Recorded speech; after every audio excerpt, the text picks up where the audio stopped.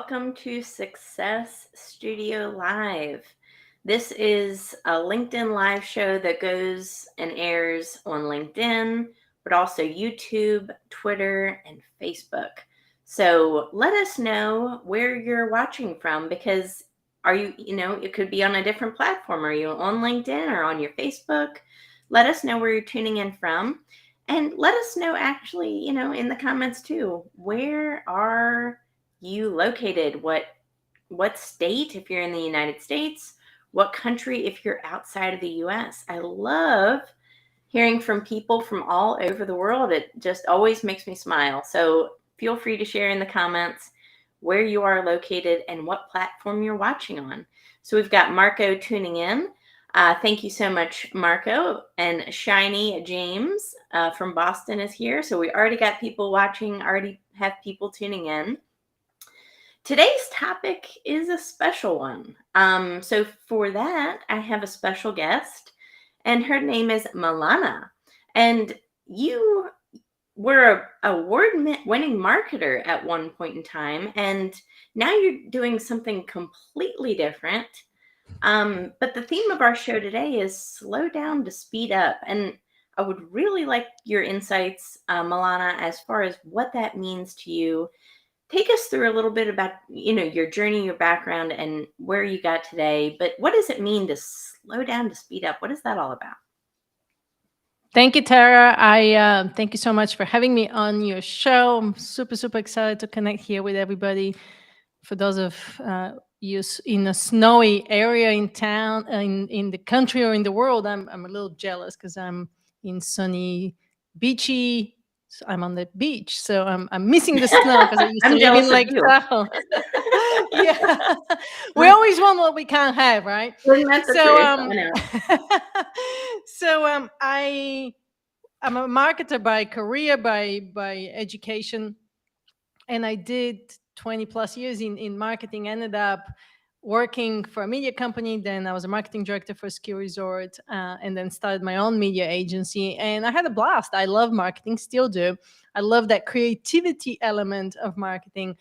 Ended up working with celebrities. I mean, I had a really good time. But at the same time, as I was building my agency, I realized I was working 16, 18-hour days. Obviously, I was doing it myself, workaholic, overachiever, and sleeping with my phone because I had different clients in different parts of the world.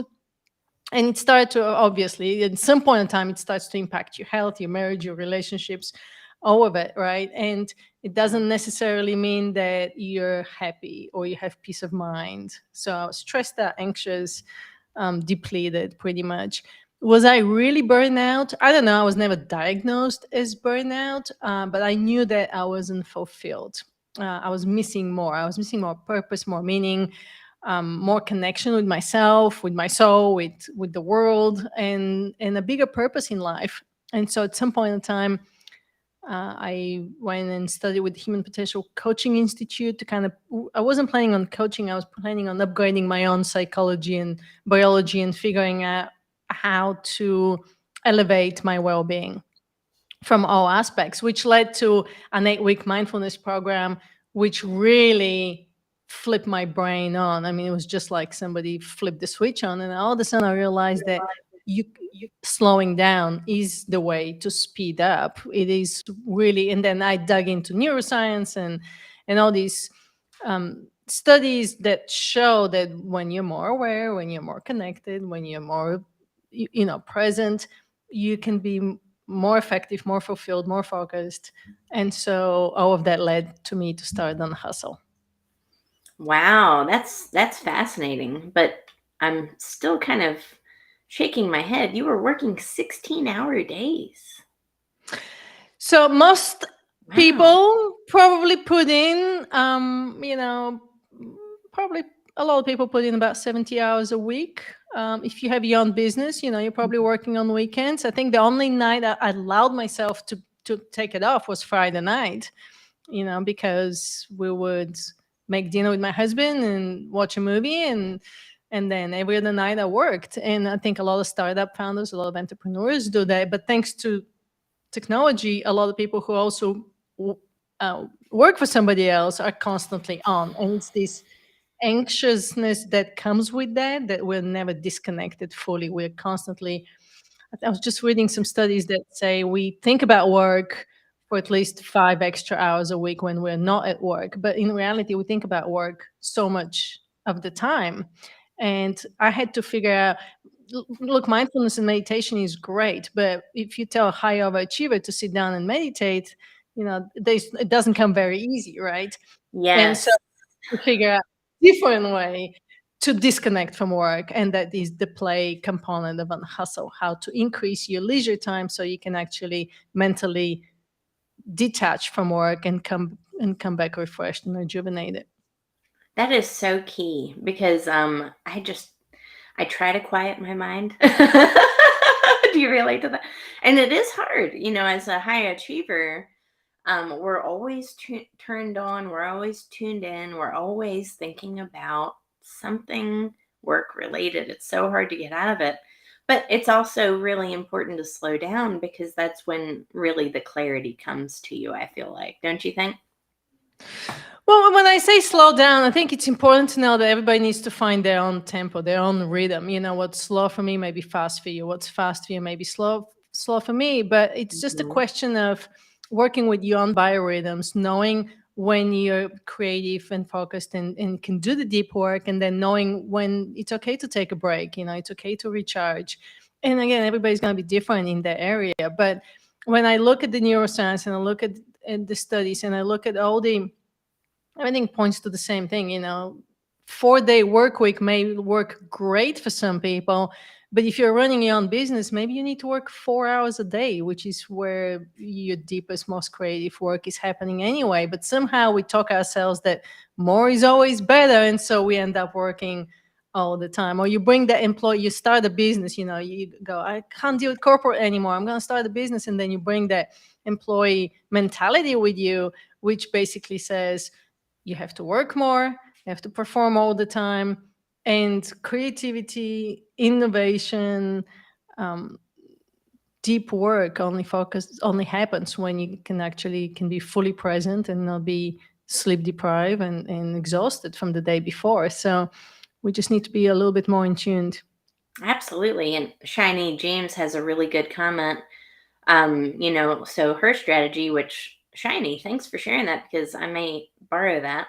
When she takes a break, she has a notebook with her so that if an idea pops up, she writes it down and then goes back to it later. Not stops her break to go to work, but she writes it down, memorializes it, and then can get back to it at a time when she's refreshed. I think that is so key. Good, really good point, Shiny. What do you think about that, Milana?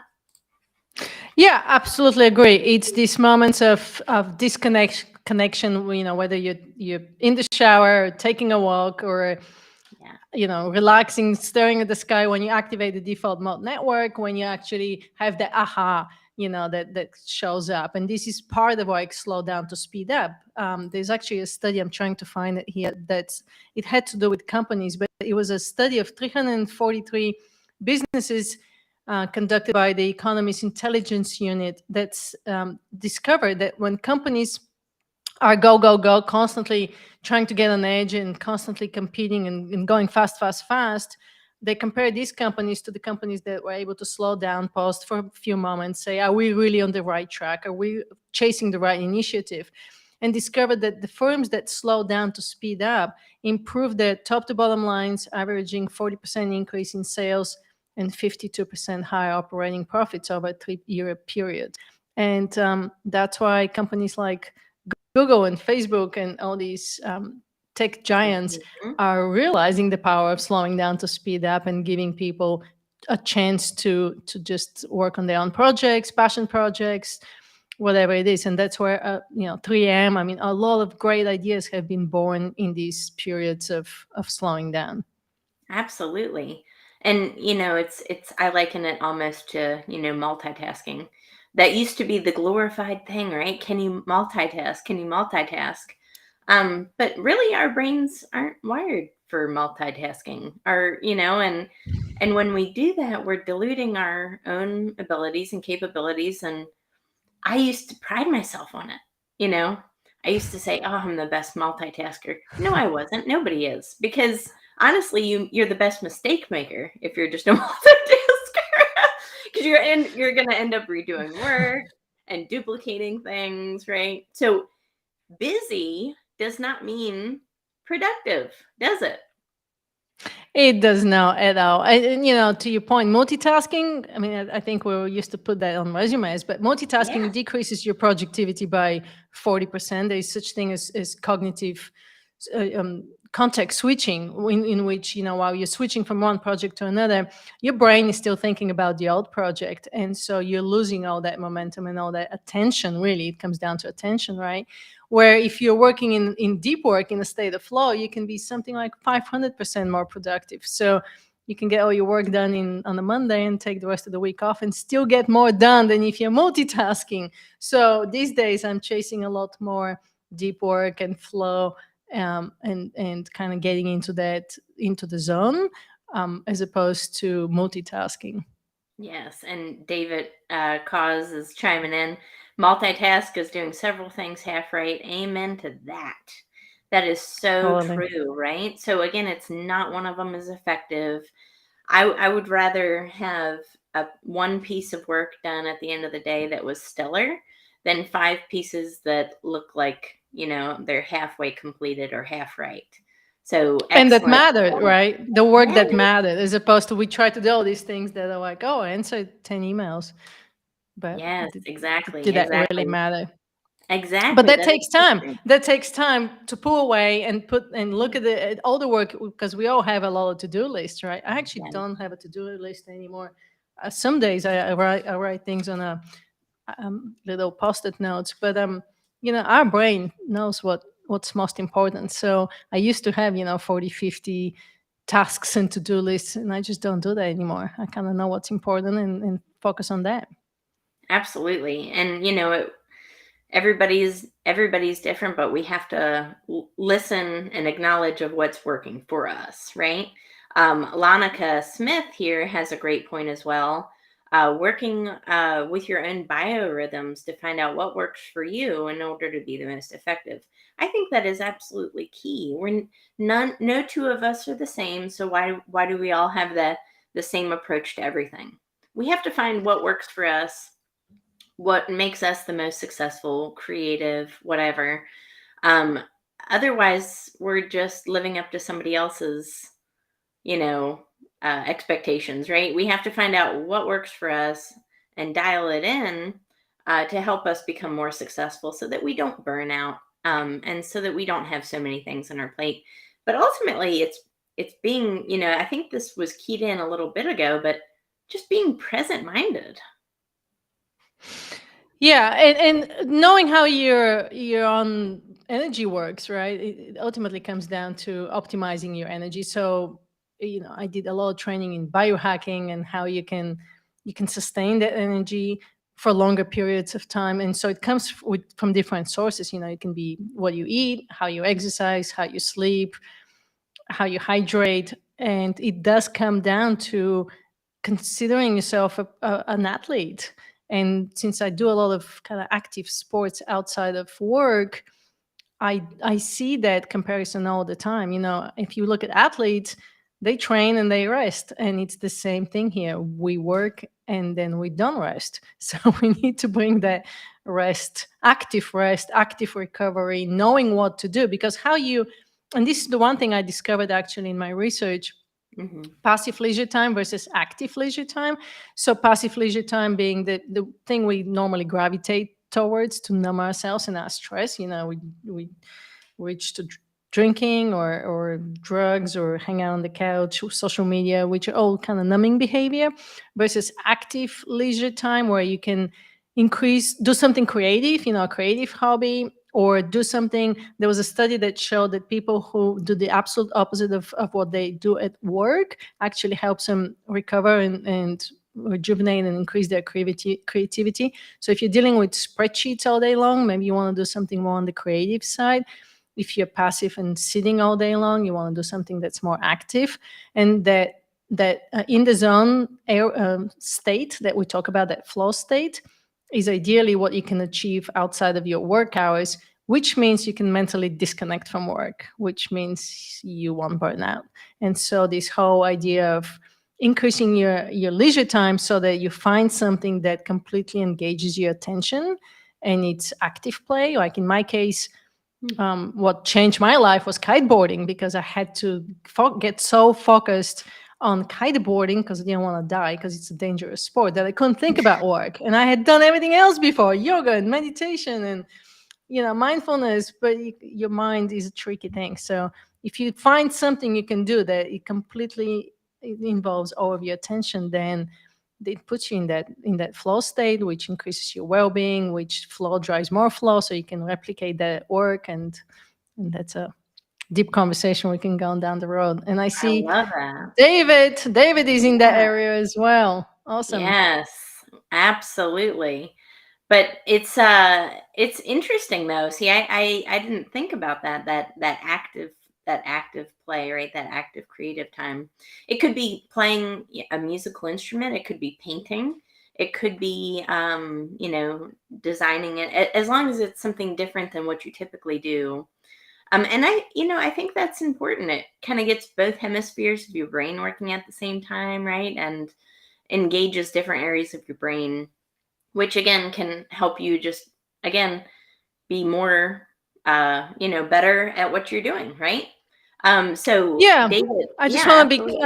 I, I want us to be a little bit careful on that area, because I don't want everything to sound like we're doing it to be better at what we're doing at work. I think Hmm. we want to have our work, and we want to make sure it's meaningful and fulfilling, and financially gives us safety and security. But we also want to be human, and we want to do things that humans do for just the pure sake of doing it. And we've kind of really stepped us away from that total art of complete relaxation, to use a little bit of Taoism, maybe, where we just allow things to unfold. We try to struggle and strive and make things happen, when in reality, if we work with like more of a harmonious laws of within ourselves and with the universe, then things happen. So to David's point, somebody putting him on the spot and saying, where Yeah, when you're going to get me your logos done, creativity just doesn't work that way. You have to kind of allow things to happen sometimes. So hopefully you that's can right. build in enough buffer in these deadlines. Exactly. Yeah. And he's so right on about exercise. I never thought of it as a creative, approach, but I use exercise my afternoons. That's when I take my exercise breaks. And so actually right after the show today. But it's whenever I start to feel really stressed, really anxious. I can feel it coming inside me because I have that type of personality, I guess. And I go to the gym, and even though I'm taking time away from work, I come back, I'm more refreshed, I function better, um, my approach is better, just everything is a little bit better. So do something completely opposite of the work you're doing, kind of reset your mind a little bit. Exercise is one of the best cures for just about anything. So of course it can help with things like mental blocks, stress, anxiety, etc. But again, just using both hemispheres of your brain is exercise is wonderful for that. A simple walk outside in the woods, just clearing your mind, refocusing really does help. In the case of people like us, who it's hard for us to turn off our brains to meditate, but we can certainly go in the woods for a little bit and just enjoy nature, be in nature, and kind of reset ourselves that way too. Absolutely, yeah, absolutely. And hopefully you go out and enjoy nature without listening to a podcast or an audiobook, or thinking, Leave your thinking phone about your down. next project.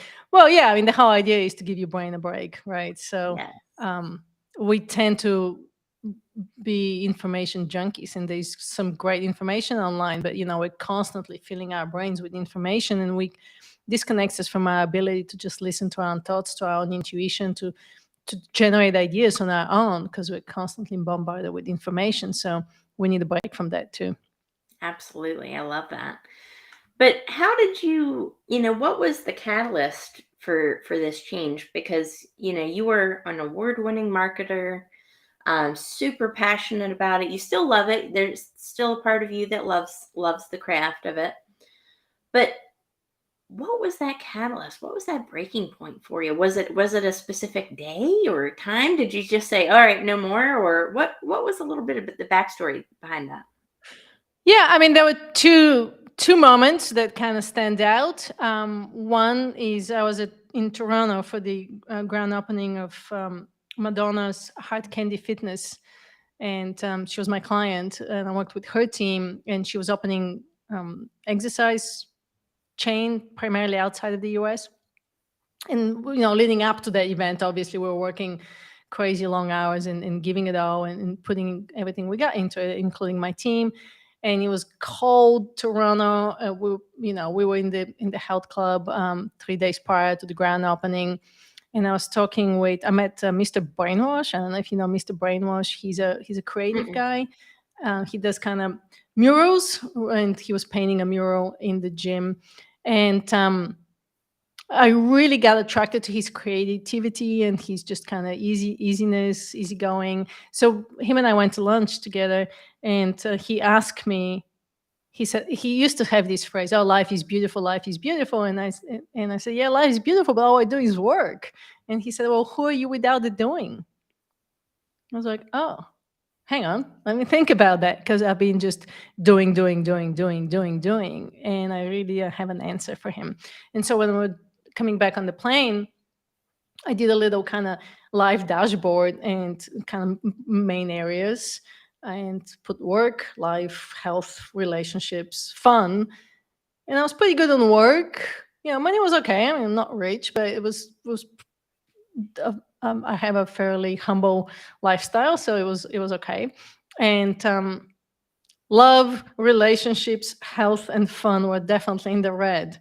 And I realized that I'm totally not balanced, which made us um, come up with this trip here to Baja California Sur, where I came for a 10-day trip around Thanksgiving, thinking I'm only missing 4 days from work. I didn't realize there was no internet in town, so it turned into a digital detox by default, not by design. I probably wouldn't have come if I knew there was no internet in town. And that's when I decided to learn to kiteboard and replace boredom with learning to kiteboard, because there was nothing else for me to do without me being on my phone, obviously. Twitchiness was happening and can't check my social media channels and emails and, oh my God, what is my team doing? And so after all of that went away, after maybe day 4, we tried to Hmm. learn how to kiteboard, and I realized that all I do is think about work. And that's when I decided that I still want to do amazing work. I still want to master my craft. But I decided that my purpose within Hustle is much bigger and more valuable to the world than doing Facebook advertising.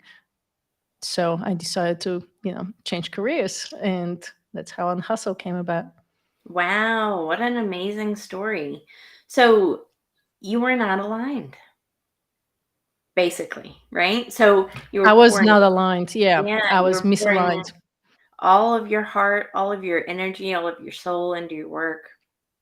But at And the that's end, what okay. you really That's feel, right? okay. But I Mhm. realized I was starting to lose my creativity, and that's what started to scare me. I was kind of going through the motions, and creativity is what people hire me for. And if anyone here is listening from a creative standpoint, burnout can have all kinds of different factors. Yeah. I didn't want to lose my creativity. I wanted to work on mastering my craft, and I still have a lot of creative aspects of my work, because it's A, whatever I make it, and B, it can be shared in all kinds of different forms. And so I'm having a lot more fun from that element than from prior to that. I mean, I love my clients. I had some great clients, and they gave me creativity. But once social media starts to kill your creativity, it's kind of hard to gain it back.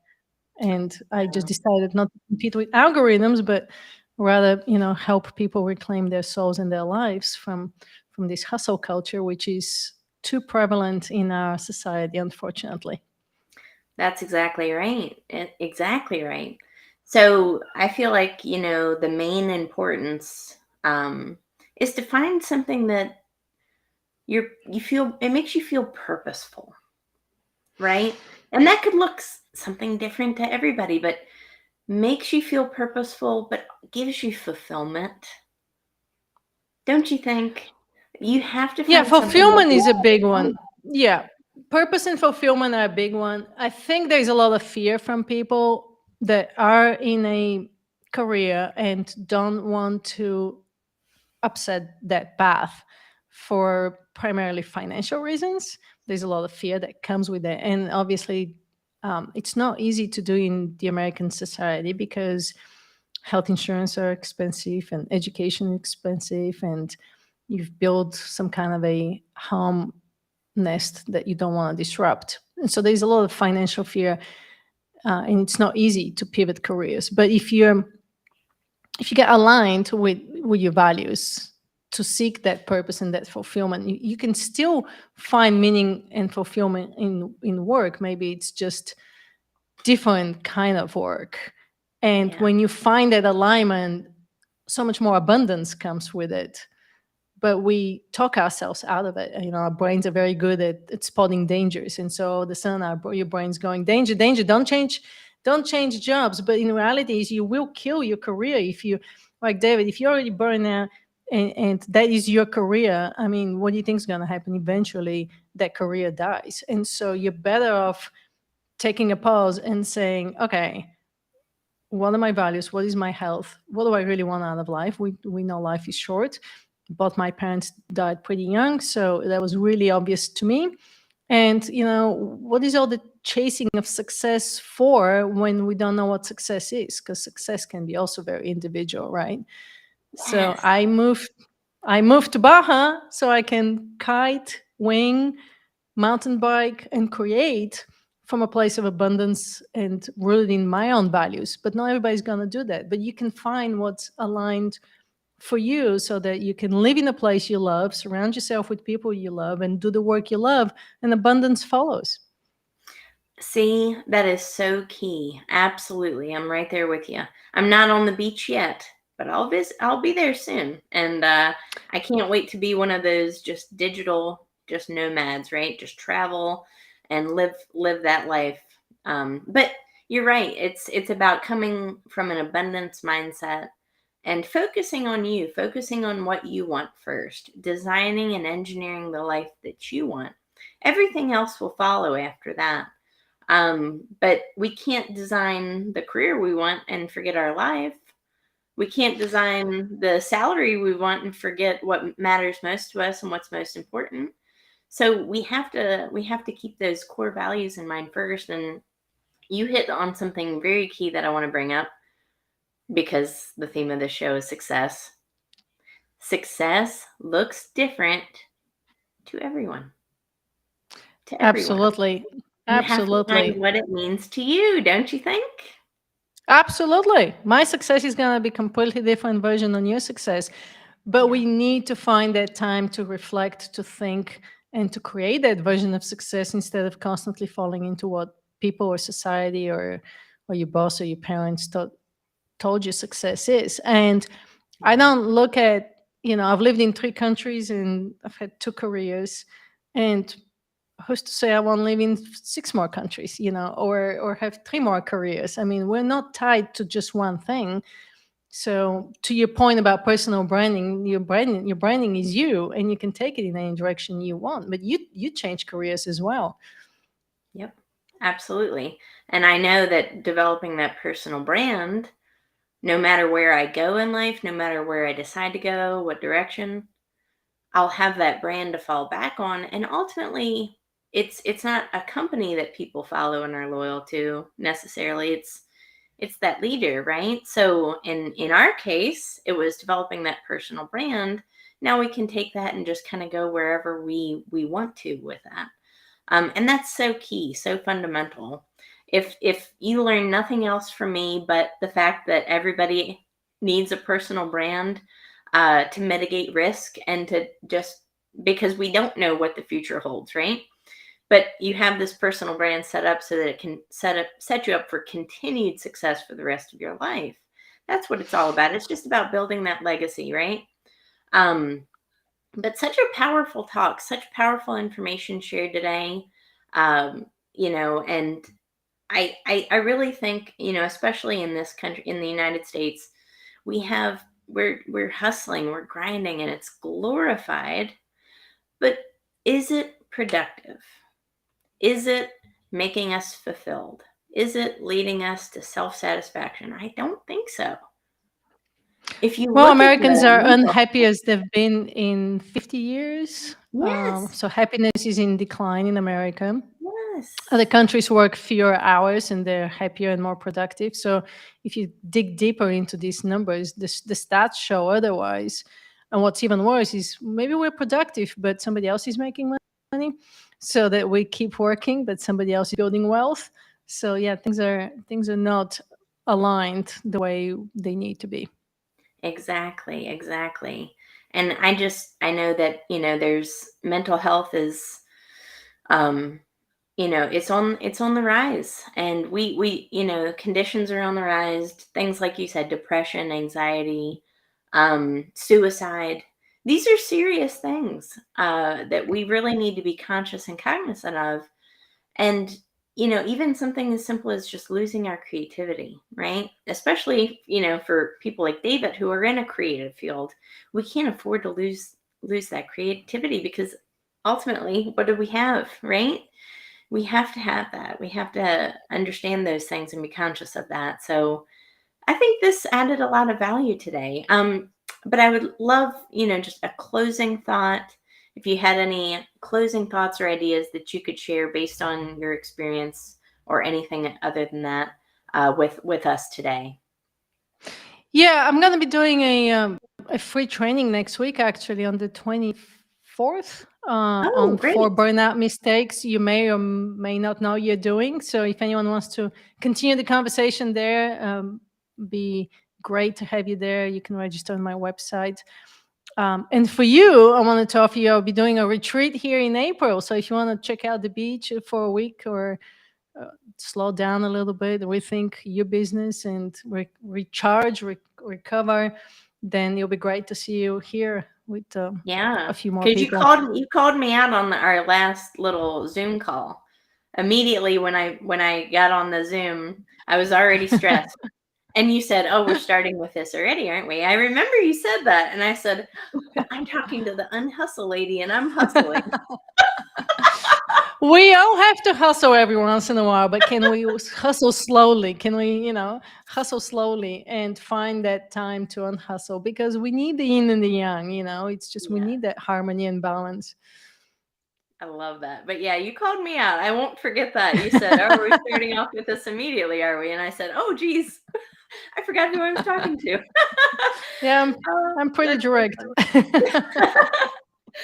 Well, thank you so much for being on our show today, Success Studio Live. It has been an absolute pleasure. You also have a podcast too. I would like to. I would just want to make sure everybody has all of your information. And how can Yeah, they access absolutely. your podcast? Yeah, they can find everything from unhustle.com. The Great. podcast is the Unhustle Podcast. They can find it anywhere. They listen to podcasts, and that's kind of a combination. Sometimes I do interviews and dialogues like you do, and sometimes it's a solo podcast. So with me, I don't have a consistent schedule because that was stressing me out, and I need to get help to do it. So I do it. It's a love project, and I do it when I can. So don't Right. expect to see an episode every Tuesday at 10 a.m. because it's probably not going to happen. But I Eh, have a great excuse that I'm practicing on hustling. That's. I love it. It's the best excuse ever. But Thank you, David. thank you so much, and for everybody that commented it as well. Thank you so much, and we will see you guys soon. But if you have any questions for my friend, please let her know. Please, check out her website, check out her podcast. Like she said, she's got some events coming up. So if you're in that position in life right now where you're feeling burnt out, where you're feeling stressed, where you're lacking creativity because of it, where you feel like you're hustling and multitasking and grinding endlessly but not getting anywhere, you should probably reach out to her, because she's been there and she can help you too. So thank you so much for everyone that tuned in today, and we will catch you on the next episode. Thank you. Thank you, Take care. Tara.